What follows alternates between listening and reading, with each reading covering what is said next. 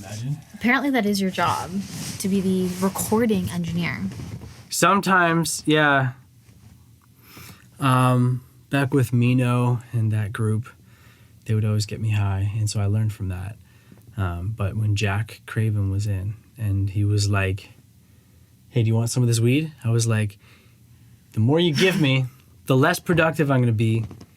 And the more likely I'm not going to press record. The more likely I'm not going to press record. He's like, it's fine. I just need you to press record. You'll be fine. And so, dope. I went out and I smoked a little with him. It was nice, chill. And then we come in and Casper's here and we're recording, and I put the headphones on to get his levels, and we're recording, and I just forget to turn the speakers off. So like the speakers are playing while he's recording. It's supposed to be all quiet. Oh. And then we do like a take, and Jack was like, hey, aren't you supposed to have the speakers off? Well, is that going to be a problem? And I was like, I totally forgot that. I was just so zoned in, had the headphones on, I had no idea. And then started another take with Casper, and I turned around and I was like, I told you not to get me high. And he laughed and he hit me. It was like, yeah, it was fun. I love it. You've had a lot of really interesting studio experiences. It's quite the life. I feel like it's fun hearing about you and Casper, because Casper is a well-known artist in the city. And I feel like you guys have a good rapport. Like, I've heard you guys on the phone, and like you giggle like a little teenager. It's like the cutest thing. Yeah, the relationship with Casper is really interesting because like we had some type of tension. Casper! Marcus! You're a ghost. You're a ghost. You're a ghost. Yeah. Yeah. I wrote that diss track about him. I showed him. He thought it was hilarious. It's a good thing it didn't really get put out. No. But yeah, like we had that tension back in the day that was so lame. Because like he just like didn't want to work with me, and I was offended. But yeah, I also, like, there was some reparation because Stitch kept bringing him in. And we were like, hi, and Casper was like, hi. Like, we were like civil and stuff. And I also realized he's like a good guy. He's a good dude. He's not like wild, like he apparently was before. But so I told him, I was like, yo, listen, like I respect you as an adult. Life is a real thing. Right, and I see that you're living through the waves and whatever. So like, no, I'm throwing no shade at you. I respect you as an adult, and that was kind of the moment I think where things turned. Because I feel like since I was the one I just felt like it was up to me to kind of make some type of amends first to offer. Like he was coming to my space, right? So like he certainly was like okay enough with me to like. We didn't even have an issue, but like he was okay enough with me that he just like came here. And yeah, so I extended my hand. He shook it, so to speak, and then we've just been chill ever since. And we are kind of similar energies, I think. He's a serious dude, but he likes to joke around a lot. So it's cool. I barely have friends, but these people are the closest thing I got. I like them. I'm happy for you. Thanks. I was just thinking about how you're Mr.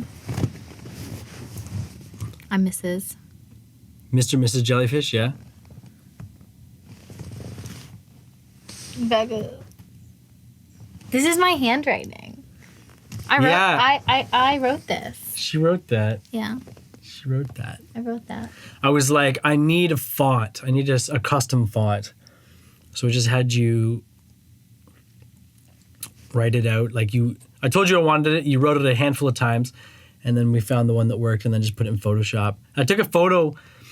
My camera had this feature where it would take a photo but convert something into like a black and white type PNG, like a shape or something like that. So I took a photo like that, and it was on a lined sheet of paper, it took everything. It converts it into like hard black and white, and then gives you the black as like a vector. And so then I just erased the lines in between the things, smoothed it out, I'm pretty sure right here, yeah. There was a line right here. Can you see that? Yeah. It probably hard to see. It's right where it kind of makes a turn, but there's a little notch. It's so discreet, but I remember that it's there. When I had the ADHD autism analysis, I was talking about the studio, and I was like, it's pretty perfect, you know. There's one panel right over there. This is the old studio. There's one panel over there that's crooked, and I used it as a template. And the other ones I used that one as a template and then built these off of it and learned off that one. And these ones are all straight, but that one's crooked, and it's all I see when I look at it. And he's like, normal people don't notice things like that. Hyperfixate on things like that. You're not normal. I'm not normal. I'm pretty normal. I'm more normal than I thought, I think. Yeah. But yeah, this is your handwriting. I wanted to take you with me. I love it. So Josh. So Jess. Why are we here? Why are we here? You're supposed to answer this time around. I had to answer the first one. We're here because it's fun to have a thing to do as a couple that doesn't involve our baby. And we can just go do something. Yeah. And it's not like are we going to go bowling or are we going to go whatever? We don't do activities like that. We don't do activities like that. We never go mini golfing. We never go You hate bowling. I hate You don't even like time going, filler activities. You don't like going to the forest for walks. You like going out for food. That's like... I like food. Yeah, that's like one of the only activities that I can convince you to do. I like food. Food's good. It's so like us, you specifically, to like only be able to do an activity that's like work. I'm like, Josh, I want to spend time with you. And then I'm like, how am I going to convince him to spend time with me without him being like, oh my God, like... I need to be doing something productive. And this is what I settled on, going to the studio. It's my favorite place. Making a podcast. I mean, but it's also like Cookie and Biscuit. You kind of did a lot of the posting and stuff. So like we would go out on our dates. You would take the photos. I would take the photos. But like it was your project. Explain what Cookie and Biscuit was. Well, just to finish that thought, it's like if you were like, let's do this podcast and like you can edit it and you can clip it and you can do all the work, I'd be like, I don't want to do this. This sucks. I have to do all the work. But I can just come here and do it with you, and you have a project. I have a project. This is the first time in a while that I've had a project that I'm super excited about. I posted 3 videos today. That's exciting. I know. You're growing your channel. I'm happy that you're putting things out. I have a single subscriber. What? I wonder who. I wonder if you put out a video that's real short, just saying like, hello, I only have 1 subscriber and you're it. You know what? Comment on this and let me know. I called them out. I didn't call them out, but I was like, I in my video today, I was like, thank you so much for being my subscriber. Like, I don't know who you are because I don't know how to. I'm not very impressed with the YouTube studio dashboard. I feel like I can't find information that I need.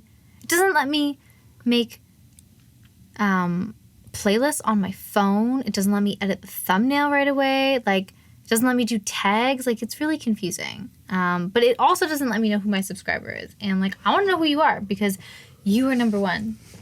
Number 1 in my heart. I don't use the YouTube Studio app. It's super lame. I use YouTube. And I do it on my computer. 2. Yeah, but that's what I was trying to do. And I was still having issues. Oh, you're just dumb. That's it. No, it's easy. We solved it. We figured it out, everybody. I like to tease you like that. No. I like to tease you like that. Mm-hmm. I have brothers. I know. I have no siblings. You have no siblings. I don't know what it's like. So something that we've, from the beginning of our relationship that we've had is like you are a Princess and the Peach type, and I've seen you shut down in the way that your mom does when I'm ripping on you like that. Mm. You shut down just like Sue. Just this face. and I'm aware of it. But something in our relationship is me normalizing you to real interaction of 2 humans who are the same age and together, living together in a thing. Oh yeah, tell me more. You're like a sibling. You're like a sibling. in that you're a human living in this bottle episode with me. So, like, I deserve to be ribbed? Yes. I mean, I do to you sometimes. You do. I'm learning how to get better at it. You do. You more complain. Yeah. Yeah. I don't like it. No. I'm a sensitive soul. I don't like when you're mean to me. I try to be nice to you. I think I'm pretty okay. You didn't have to try. You should just be nice. Is it that much to ask? Yes, because the counter is always full of stuff. I compulsively clean my area. Look at this fucking room. I compulsively clean my area. You don't. It drives me crazy. When I make food, Nana was like, you clean as you go so that it's always clean. When you make food, there's piles of banana peels and onions, and you're like, I didn't want to walk into the other room where the garbage is, so I'm just going to leave everything on the counter for days. It's not days. I clean that kitchen every day. Like, most. Like, maybe at one point in the day. Maybe first before you start doing no, it's shit. So true. Well, it's funny because you came in today, and I literally woke up before you guys, and I cleaned the kitchen, did dishes, wiped the counters off, and then by the time you guys got up and I had gone to get groceries. And then I put the groceries on the counter, and you were like, there's so much on the counter, Jess. I was like, I already cleaned this. And it's messy again. I don't know what to tell you. The groceries are acceptable, but there was far more than just groceries on there. They're like books. There was shoes. a book. There was no shoes. There was a single book. There were no shoes. I'm real sick of Sadie's dog food being on the counter. I don't know what to do about that. Sadie's so displaced in our life. Yeah. Having to, like, put her water and, like, there's been nights where there's been nights where she hasn't had water because we put it up and then forget to put it down. Yeah. It's hard to have a kid and a baby. Especially when her water and food dishes make noise on the kitchen floor and the neighbors, like, complain about it. Fair. Totally. Fair. You know? But yeah, this poor dog.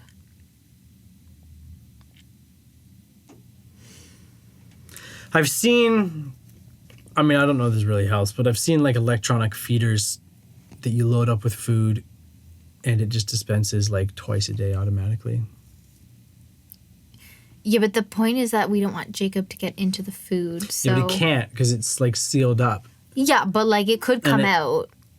Okay, stop fighting me on this concept. It could come out, or it's probably designed so that it is not easily breakable or openable. No, I'm not saying that. I'm saying that if he's in the kitchen when the time goes off and the food comes out, he's going to eat it. I just like having the control of putting the food. Well, I mean, you can also manually dispense the food. The point is so that there's something that's permanent and fixed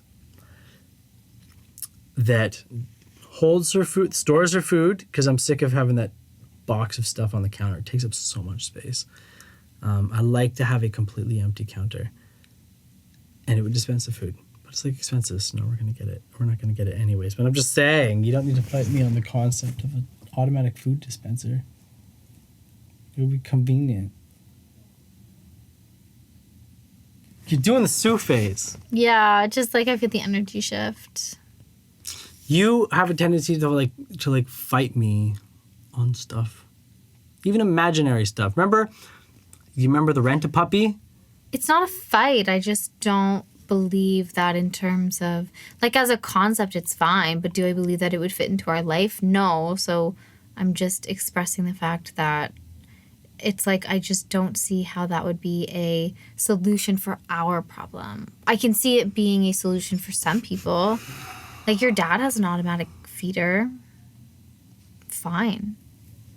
But, like, it's not something that I can see in our life. So I'm not fighting you. I'm just expressing that I don't believe it would be a good thing in our reality. You always think that everyone's fighting you. You just, like, I mean, you did say it's a bad idea. It's a bad idea. It's not a bad idea. It's just not for our lifestyle. Right. I disagree. I think it is for our lifestyle. Do you want to save up and get one? No, but I'm saying I think that it would fit in our lifestyle, and you think it would not.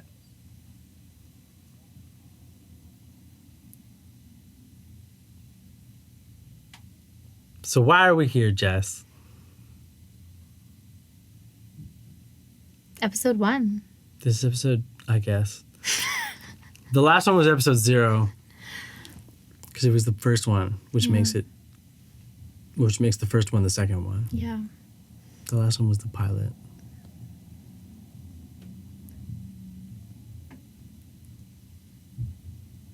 Marriage, everybody. Marriage. Marriage. Oh God, don't.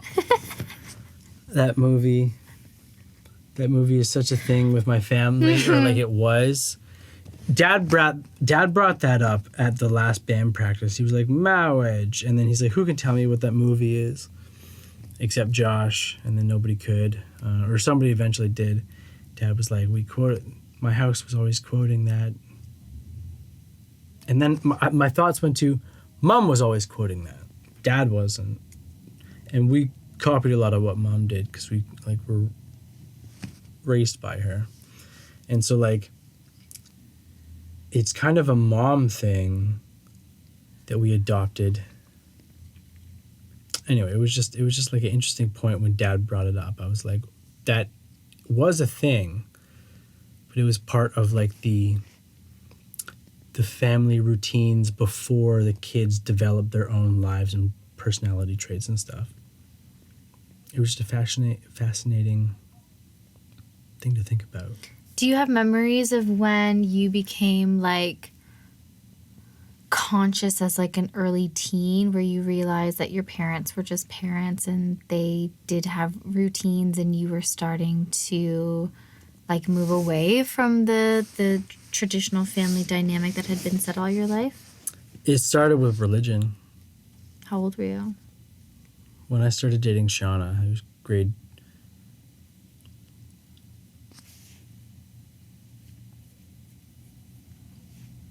10, 11? I think it was 10. Or 11. Can't recall. So 17? Probably around 17. Probably around 17. I had gotten back from a church camp. I was working there. And I had even made a necklace that said, I need Jesus, with a cross on it.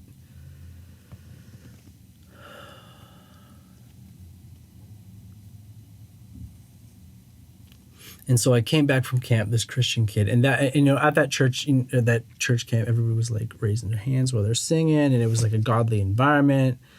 I remember the sensation as well, like kind of making myself cry out of like a virtue thing, because I saw Wayne, this drummer at church, cry while he was on stage, and I was like, Dad, why is he crying?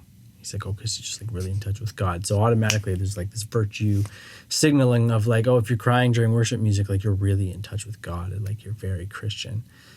So anyways, coming back from that, I remember making the necklace, one being like, I want it to have the even amount of letters on either side of the cross.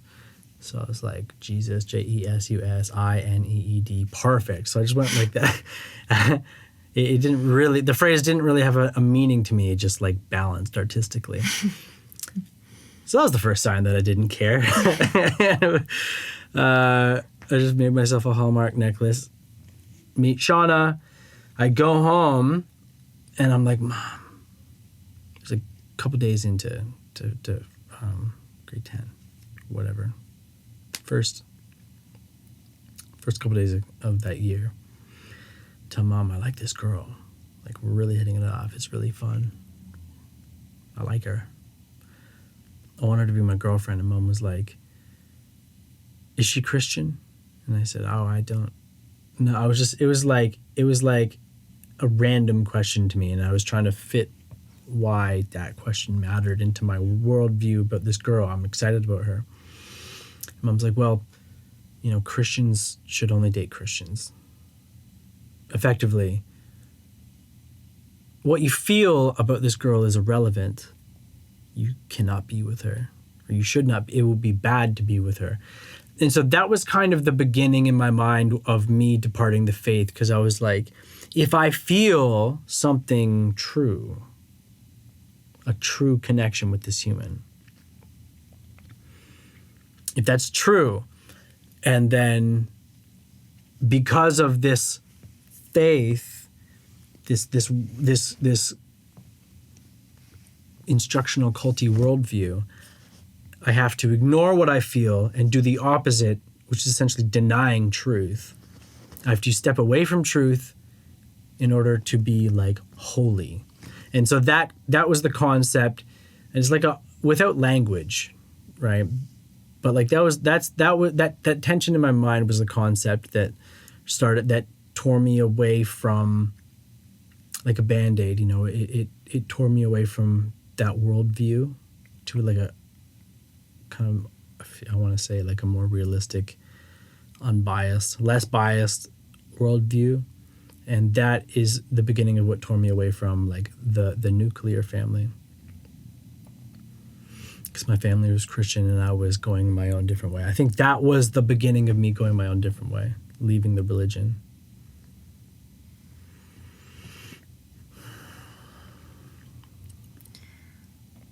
You had a lot happen at that time in your life, too. Later was Dad. Yeah, I think Shauna was grade 10 and Dad was my victory lap. Because the next year, I was going into uni. I guess that was the second thing, but you had a very different childhood. How do you want to open that can of worms? How do you want to open that can of worms? Where do you even begin? I don't know, because like your, like the origin themes of your life are, I mean, I guess they are the same with me, but like they're early. Like your parents split when you were new. So from that point, there was already a dissolve of the nuclear family. I had it really until, even though I was leaving it when I was, 17, like I still had a nuclear family until 19. I've never known Stability. I've never known a family unit, a traditional family unit. Some of my earliest memories, I remember my mom having a boyfriend, and he had 2 daughters. One was around my age, one was a little bit earlier. I'm pretty sure they lived with us, but I was under 6. But yeah, I have it in my brain. I really would like to ask them. We don't talk. I think the interesting thing about, and I don't know if this should be true, but one thing I've noticed about your family is that you guys have so many inside jokes and you guys talk about your family back in the day. But like my family doesn't do that. We don't talk about memories. Not really, not in the same way. My mom and dad split when I was before 1, I'm pretty sure. I feel like I was like less than 6 months. But then they each remarried before the time I was 6. So I've been in 2 separate families basically from the get-go. I always wanted my parents to get back together. I always thought they were going to get back together. I always disliked my step-parents, especially when I was younger, and I was always hoping, I always thought that I was adopted, number 1. I think it was because I was trying to escape. I was like, this can't be my reality. These can't be my parents. Like, this can't be my life. It was really hard because I felt like I couldn't go in either direction because my stepdad was an alcoholic and my stepmom was mean. And I just didn't like it. just didn't like it.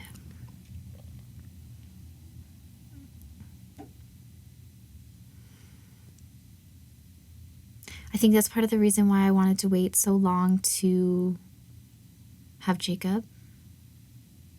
I think you wanted kids maybe earlier. Or I feel like I'm not sure. I feel like we were pretty much on the same, I feel like we're on the same page. We're on the same page time-wise. It had to feel like the right thing to do. Yeah, but I had known that, and we discussed the fact that like I wasn't ready for a really long time. So we just celebrated our 6th wedding anniversary. Mm-hmm. So we had Jacob a month before our 5th anniversary. So we had waited quite a long time. And I knew that I did not want to take that step lightly. We spoke for years about it, about values, belief systems, how we wanted to raise our kids. We also had to go through our own challenges in order to get to the other side where we're like, okay, we're now in a place where we can start this new journey together, and be in like a better case scenario for him than my parents were and what your parents were. Mm-hmm. It's so interesting having a kid bringing up like all of your parent wounds. And there's the piece of like you wanting to be not necessarily the opposite of them, but like you want to take the good from them, and then the things that you didn't get as a child, you want to then give to yours. Sometimes there's an overcompensation, sometimes there's an undercompensation because you're just like triggered or it doesn't feel good. But this was a really long-winded way of just saying like, yeah, I didn't have stability, and I'm so grateful that we are able to give our son such a stable life. Mm-hmm. DK, that thing that DK said about parenting way back was part of the thing. I think it's like a koan, I think. The way these certain phrases every once in a while just like stick in my head, like conceptually. He was like telling a story about how his kid said, "Daddy, I'm happy." And he's like, "How the hell can you be happy? We're poor as shit. We have a small house. You know, we're stressing over money and stuff." And he's like, "But my kid doesn't see that." He didn't say, "We're rich" or whatever. He said, "I'm happy." And it's like, that's all, like, that's true. So like, how can you be arguing with your kid about how happy he is? And that made me be like, oh, okay. As long as we keep Jacob happy, our struggle, which is inevitable, will remain behind a veil. And he won't, I guess that's it. As long as we can just keep navigating and keeping him a little blind to our adult reality, which is relatively normal, he'll remain happy. And I like that about him, that he's just happy. He's so happy. He's so happy. And I like that I get to be around him a lot. I get to put him down for naps a lot of the time. It's nice to be able to be with him. He loves me. He says "Dada," runs across the house to see me. It's not like I've been gone all day and he's not like seeing me for the first time at like 6 p.m. Like we spend the morning together, and I don't go do my client stuff until the afternoon, right? So, and he goes to bed at 9, but it's between 7 and 9 over the past 8 months, I would say, or longer. Pretty much since his inception. It's been pushed back to 9, but anyways, like I'm out of the house until 2 or 3 sometimes. So like my world is shifted to a lot of the time where he's asleep so that I can be present while he's awake. I guess that's what I'm getting at. I don't want to do a night job per se, but I like that I get to be around while he's awake to spend time with him. He'll be in school a couple years. I know. It's not that far away. Not that far away. A couple years and he'll be in school or daycare or whatever, and we're both going to be like working, doing our thing. And like maybe during that time I will see him less. Who knows? Maybe Isaiah and Koala and a couple people will start picking up here and they'll be like renting out the studio and I'll be able to like do mixes on top of what other people are doing. Who knows what the hell is going to happen in life? I would like it to be that direction. But at least for these couple years, I want to stay home as much as I can. Because he's going to disappear real quick. Real quick. He's home 24 hours a day. We're with him all the time. Yeah. And then I remember being in school, say like grade 6 or 10 or, 2, and just thinking about the number. Like going into, today's the first day of grade 5, and it's like, wait, how many of these are there? There's 12 of these, and then there's post-secondary. And it's like, the goalpost is like... Yeah. High grade school. 8, then grade 12. And then once you're in high school, the goalpost is graduate grade 12 and go to university. And then the goalpost is another 4 years, right? And then it's like, then you get your degree and the goalpost is like, where the fuck is this job? Like I have to, like, where's this career going to be? It was so simple for our forefathers conceptually in terms of what to do with life. But yeah, pretty soon he's going to be in 1, and there's 16 of those if he goes a full school route.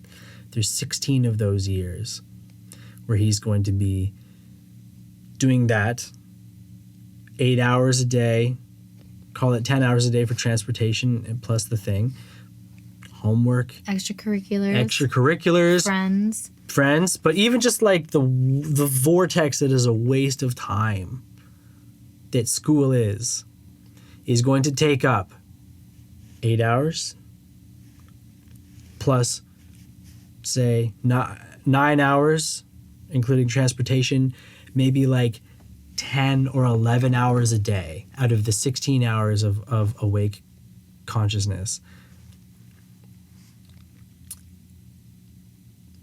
You get what I'm saying? Pretty quick, it's going to be 5 hours a day at 11 hours a day, 5 days a week for 16 years. And we just have a couple years until that starts, right? It's one of the reasons why, so many people say to me, like, the most common advice is, like, enjoy every minute of it. It goes so fast. And it does. Mm-hmm. It really, really does. And I'm on these, like, mom groups, and I know a lot of moms, and there's a whole group of moms that were pregnant and gave birth around the same time as me, and so many of them were, like, posting online being, like, first day of daycare, like, going back to work. And I'm just like, I'm so grateful that that's not me. Oh my God, yeah. Yeah, like the videographer for that music video that we did, I'm probably pretty far away from the microphone. I'll take the footage into Ableton and like fix up the audio a little bit for you. It'll only take a minute. Are you gonna cut that part out? No, we'll leave it in. We'll leave it in. I'm just gonna do the audio portion. Okay, well, like if you're lying down. You lie down. This is our second orientation for furniture. Great couch. It's from your mother. Look at this mic placement, y'all. Genius. Did you even know it was here?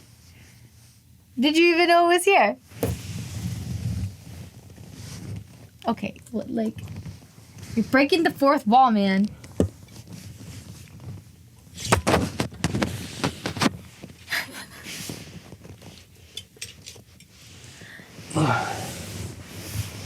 Just so that it's more direct. Mm-hmm. Now I got this thing. You messed it up. I messed it up. Oh, but look at it. It's like exactly where the eye is now. I fixed it. We're We're good. Jellyfish. What were we talking about? Jacob? Being parents. I can smell your feet. It's the shoes. No, it's your feet. Like, your feet have always smelled funky.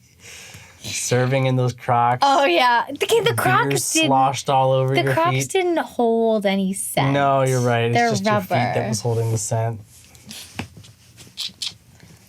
Pretty as a daisy. Smelly Stinky like a as skunk. They don't smell like daisies. How my foot smell? Honestly, fine. You're much prettier than I am, but your feet stink, so I win. Thanks for outing me on the internet for having stinky feet. Gotcha. Your one subscriber now knows. They know. Listen, when we blow up and we have 5.3 million subscribers. You should look at the camera, because that's the person. I know. Well, like, you put it behind. No, but don't look at the screen. Look at the camera. Look at the phone, because that's your subscriber. I can see your eyes. You're looking at the TV. I'm not. I'm looking at the camera okay, now. now you're looking at the camera. Subscriber. Hi. Well, okay, listen. Well, but to all the... Listen, the cool thing about YouTube is, like, people will find us through time and space. Like, we're putting this out today, but this is going to be on the internet, and people are going to be watching this for years to come. So when we have 5.3 million subscribers, and we're rich and famous and being philanthropists and doing all of the beautiful work that was intended for us and living a divinely inspired life, we're going to look back on this moment and be like, good thing we did this. Thank you to our one subscriber. Thank you, subscriber. Who started this journey off right for us. For me. Yeah. Yeah. And to anyone else. And to anyone else. Y'all the real MVPs. Like and subscribe. Like and subscribe. I keep looking at the TV. Oh, yeah. How do you not? All right. Well, this is Mr. and Mrs Jellifish signing out. Goodbye. We should get a burger or something. Let's do it.